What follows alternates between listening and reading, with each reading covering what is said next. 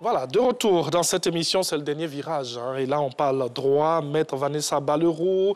Le bail à usage d'habitation, eh bien, c'est une loi qui fait polémique. Hein. Il y a beaucoup de discours sur cette loi. Mais je pense que vous êtes là pour nous éclairer et pour savoir nos droits et devoirs. Bonjour, bienvenue. Merci beaucoup. Bonjour, maître.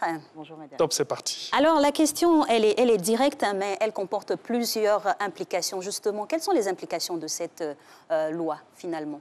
Alors, si vous voulez, les grandes lignes, c'est que cette loi, la loi du 26 juin 2019 portant Code de la construction et de l'habitat en Côte d'Ivoire, est venue réglementer et, si vous voulez, organiser et fixer les choses en matière de location de biens à usage d'habitation.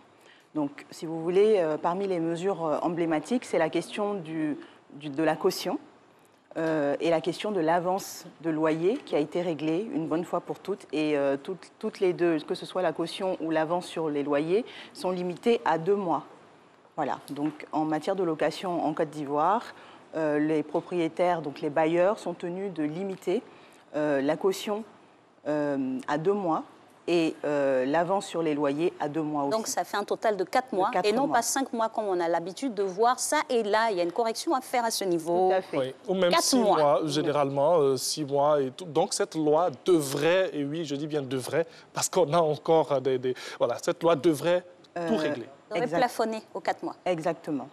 Parce que le principe aussi, c'est que à présent, il faut que le contrat soit écrit, puisqu'il y a une obligation d'enregistrement du contrat de bail auprès des services des impôts. Et à défaut d'enregistrement, il y a des sanctions qui sont prévues par le Code de procédure fiscale. Également, en cas de dépassement des mois que je viens d'indiquer, il y a des sanctions qui sont également prévues. C'est-à-dire que tous les mois qui sont au-delà de ce qui est prévu par la loi, eh bien, ça vient à titre de sanction. Le bailleur sera sanctionné s'il perçoit des mois de location, d'avance ou de caution au-delà de ce qui est prévu par la loi. Donc, il y a des véritables sanctions qui sont prévues et qui seront appliquées par les autorités en cas de dépassement. D'accord. Alors, maître, on va y aller en cascade et déjà savoir ce que même constitue, sinon, ce qui est inscrit sur le bail à usage d'habitation. Alors, sur le bail à usage d'habitation, vous avez bien sûr le nom des parties, le bailleur et le locataire. Vous avez aussi la désignation du bien, idéalement sa superficie, et l'adresse géographique qui permet de localiser le bien. Comme je vous ai dit tout à l'heure, il y a une obligation d'enregistrement auprès des impôts. Cela permet aussi au service des impôts de pouvoir, à partir des relevés de cadastre, pouvoir identifier et localiser géographiquement le bien. Au-delà de ces informations-là, vous avez un véritable formulaire qui a été dressé par l'administration qui sert de support au contrat de bail pour faciliter la tâche aux usagers, que ce soit bailleur ou locataire. Vous avez un formulaire préétabli qui a été mis à la disposition de tous les usagers par le gouvernement, par l'administration, et donc vous avez juste à le remplir, à apposer les différents timbres et à procéder à la formalité d'enregistrement. Et au dos de cet imprimé-là, vous avez toute la législation en matière de location qui est rappelée. Voilà, afin que nul n'en ignore et que tout le monde puisse être au même niveau d'information de la loi. C'est cela. Alors, cet imprimé a un coût. On parle de 5 000 francs, donc 10 000 pour les 2 parties. Oui, alors, bon, en général, puisque c'est le bailleur qui met à disposition le bien, c'est lui qui fournit l'imprimé. Donc, bon, je pense que c'est à lui de supporter le coût, si vous voulez. Bon. Le bailleur, le propriétaire. Le propriétaire. Oui. Voilà. Donc, il va ajouter ce coût-là aux 4 mois réglementés. Ah non, je viens de vous dire. Il supporte lui-même le coût, ça fait partie de la location. Je pense qu'il peut le lisser peut-être sur le loyer, mais en aucun cas il ne doit c'est bien de le rappeler. Le dépassement, le coût de l'imprimé, s'il ajoute, comme je vous ai dit tout à l'heure, il est en dépassement, de ces 5 000-là et donc en infraction. C'est cela. D'accord. Alors, c'est très important. Justement, on a l'habitude de voir ce sens-là. C'est plutôt les locataires qu'on voit aller récupérer ce contrat de bail, remplir et puis appeler le propriétaire à la signature. Est-ce que c'est la bonne méthodologie ? Si vous voulez, il n'y a pas vraiment de méthodologie en tant que telle qui est prévue par les textes, mais l'obligation, c'est celle d'avoir un contrat écrit. Voilà, idéalement. Comme je vous disais, ce serait plutôt au propriétaire de prévoir un imprimé qui mettrait à disposition de son locataire. C'est de la pure courtoisie, mais dans ce sens-là, c'est plus indiqué puisque c'est lui qui donne son bien en location. Vous savez que dans ce milieu-là, des fois, on va dire la mauvaise foi est la chose la mieux partagée. Donc, des fois, faire la rétention de la signature de ce document-là laisse la porte ouverte à beaucoup de choses. Donc, pour prendre des garanties, le locataire peut quand même prendre les devants et puis faire signer ce document avec son propriétaire. Absolument, puisque c'est ce qui est conforme à la loi, en tout cas. Voilà, pour se couvrir. En tout cas, il est plus indiqué à tous les locataires de procéder à la signature de ce contrat, puisque lui aussi, le locataire, ça le protège. En matière de jouissance de son bien, pour l'utilisation de son bien, il sera plus à l'aise et plus en sécurité, effectivement, s'il a un contrat écrit. Donc, il peut faire cette démarche-là d'acquérir l'imprimé en librairie et puis de le faire signer par son propriétaire. Après, il s'agit d'un contrat, il faut que toutes les parties soient d'accord sur les termes du contrat. Voilà. D'où l'utilité d'avoir les textes qui sont rappelés au dos de l'imprimé. Alors, une question, je sais qu'il y en a beaucoup qui se posent aussi cette question. Généralement, nous avons ces fameux mois d'agence. Vous parlez de ne pas dépasser 4 mois. On a ces fameux mois d'agence. Lorsqu'on part prendre une maison avec une agence immobilière, il y a forcément ces frais de dossier et tout ce qu'il y a qui gonfle un peu ces différents mois-là. Alors, dites-nous, la loi s'applique forcément à ces agences? Tout à fait. Alors, la première chose qu'il faut que je vous dise, en matière de frais d'agence ou d'agence immobilière, il faut que ces agences-là aient un agrément pour pouvoir procéder aux différentes démarches. Et l'agrément, il est délivré par l'administration, par le ministère de la Construction. Et en dehors des agences, vous avez au-dessus de leurs locaux une signalétique, un logo avec marqué dessus « agence agréée ». Donc, ou agents immobiliers agréés. Et en dehors de ces agences-là qui ont l'agrément, qui sont reconnues par les autorités et par l'administration ivoirienne, il ne peut pas y avoir de mois d'agence. Toutes les autres personnes, on peut les qualifier de démarcheurs. Et ces démarcheurs-là, s'ils n'ont pas l'agrément, vous n'êtes pas tenu de leur verser les mois d'agence. Après, ça c'est la théorie, ce sont les textes. Oui, mais la pratique, en réalité, mois de visite, exactement. Voilà. Toutes ces choses-là ne sont pas prévues par la loi. S'il y a des frais d'agence pour une agence qui a pignon sur rue, qui a l'agrément, qui est reconnu par l'administration, à ce moment-là, vous avez une petite convention que vous signez avec l'agence immobilière.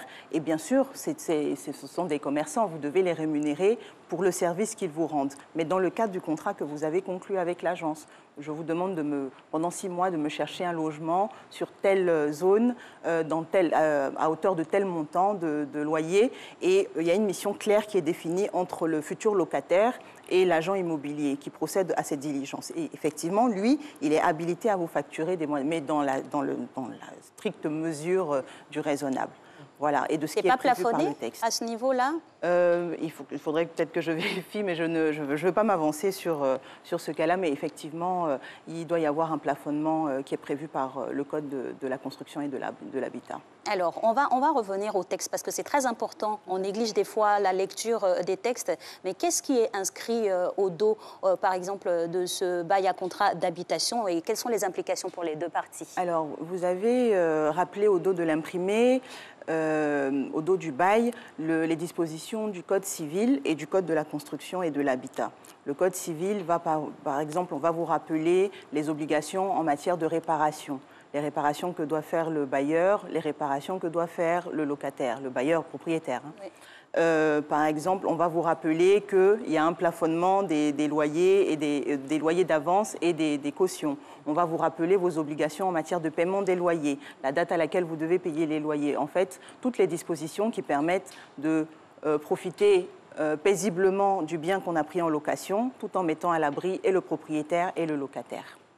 Alors, concernant le loyer de la maison, que dit peut-être la loi sur le loyer de la maison? Parce qu'il y a ces propriétaires aujourd'hui qui disent que oui, 4 mois, 2 mois de loyer, 2 mois de caution, c'est peu. J'ai investi tellement de fonds dans la construction de cette maison, je peux me permettre même une 2 chambres salon, on va aller dans les exemples, hein, même une 2 chambres salon de faire la location à 350 000 par exemple.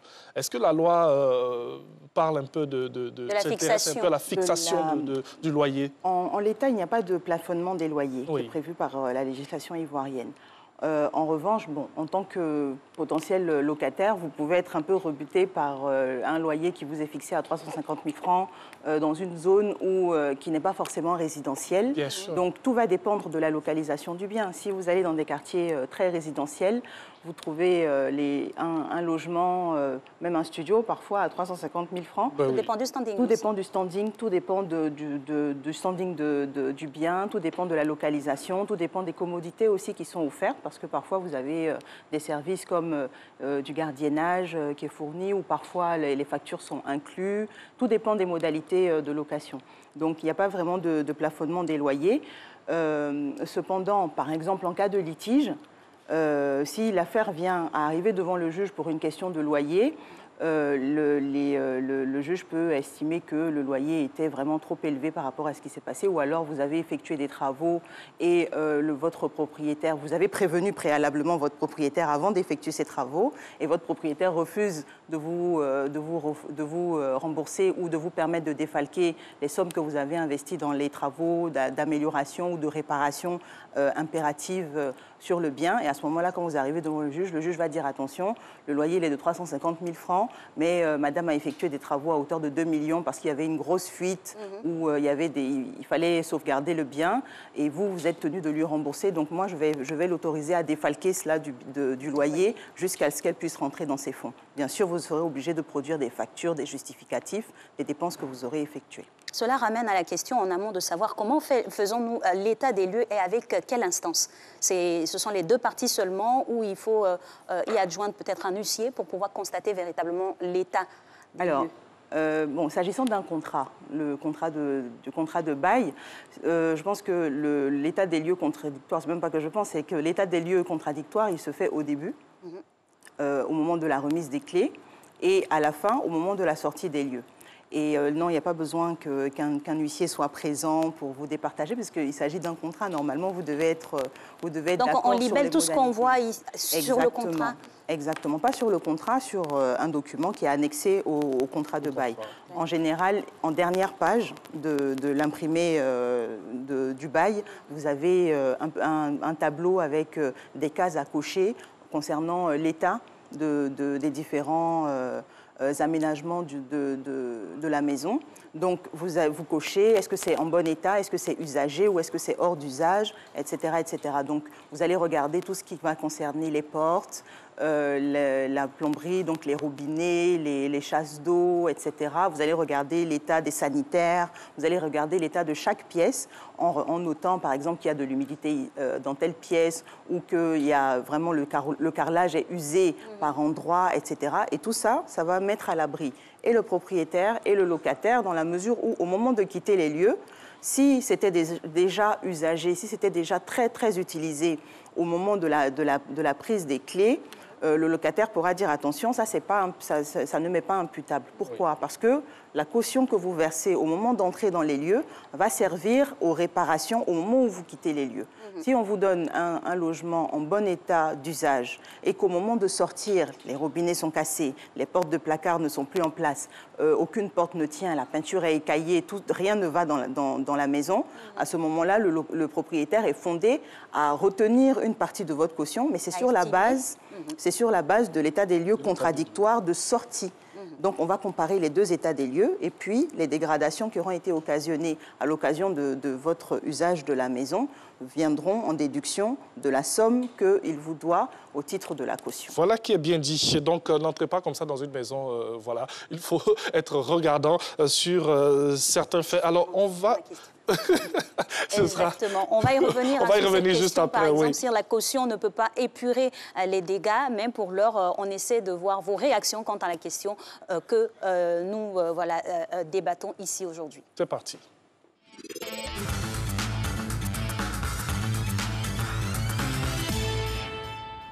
Ne nous arrange pas parce que normalement, pour rentrer dans une maison, on n'a pas besoin de 3 mois d'avance ou 3 mois de caution.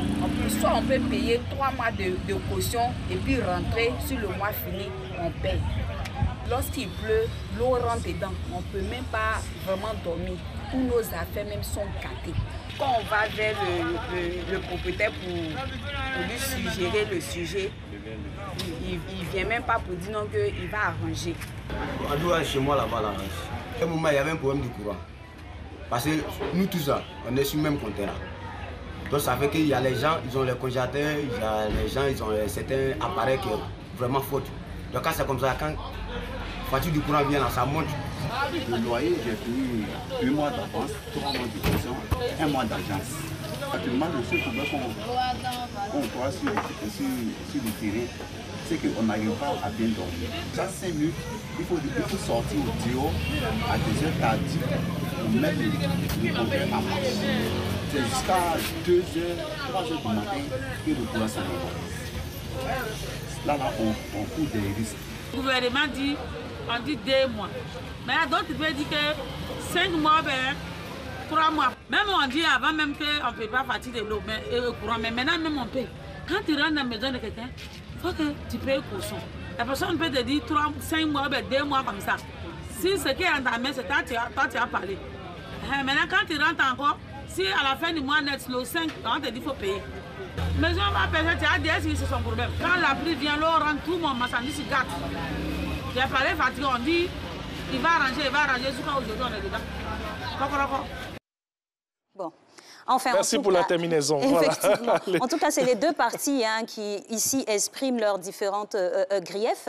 Et pour revenir à la question, et ce sera dans le prolongement de la réponse de nos intervenants, comment fait-on quand on n'arrive pas à épurer, à partir de l'état des lieux, les dégâts avec la caution? D'accord. Alors, quand on n'arrive pas, quand le montant de la caution n'arrive pas à couvrir les dégâts qui ont été occasionnés, les dégradations qui ont été occasionnées dans le logement, alors à ce moment-là, le propriétaire est tenu d'engager une procédure contre son locataire, enfin son ancien locataire pour le coup, et afin d'obtenir dédommagement, non seulement remboursement des frais de remise en état, mais aussi dédommagement.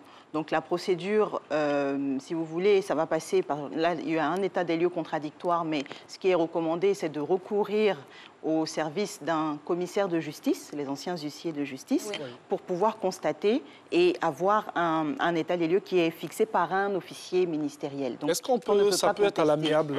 Comment? Ça peut se faire à l'amiable? Ça peut se faire à l'amiable, tout à fait. Si le locataire est de bonne composition et de bonne foi, oui, vous pouvez faire un petit protocole, un petit écrit. Donc, dans ce cas-là, il faut se tourner vers un avocat pour se faire assister, faire un petit protocole. Et puis, si le locataire prend l'engagement de remettre en état, vous le passez par écrit, c'est signé et il effectue les réparations selon les préconisations, bien sûr, du propriétaire.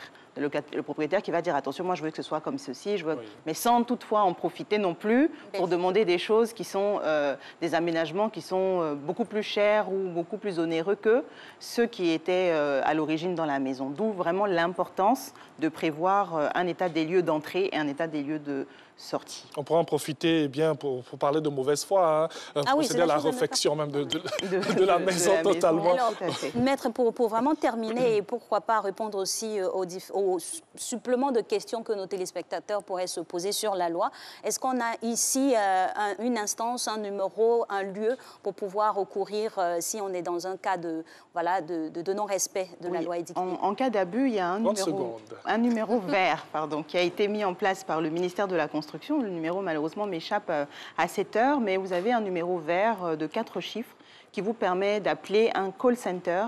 Et dans ce call center, vous avez des conseillers qui vont vous orienter. Au-delà de ça, vous avez aussi la possibilité, si vous constatez un abus, de vous tourner vers votre conseil habituel, donc vers un avocat À ce moment-là, vous vous référez à la maison de l'avocat qui est située aux 2 plateaux, juste derrière l'ENA. Merci beaucoup à Maître Vanessa Ba-Leroux. Eh bien, avec elle, nous avons échangé sur le bail à usage d'habitation. Que dit la nouvelle loi? Eh bien, merci à vous et merci de nous avoir éclairé un tant soit peu sur certains aspects de cette loi qu'il faudrait prendre en compte désormais dans notre quotidien. Nous avons fini cette émission pour ce mardi. On va avec beaucoup de plaisir se retrouver demain encore pour un autre Matin Bonheur, Alix. Tout à fait. On se donne donc rendez-vous pour demain, 6h25. D'ici là, restez en compagnie des programmes du groupe RTI. Ciao, Bella.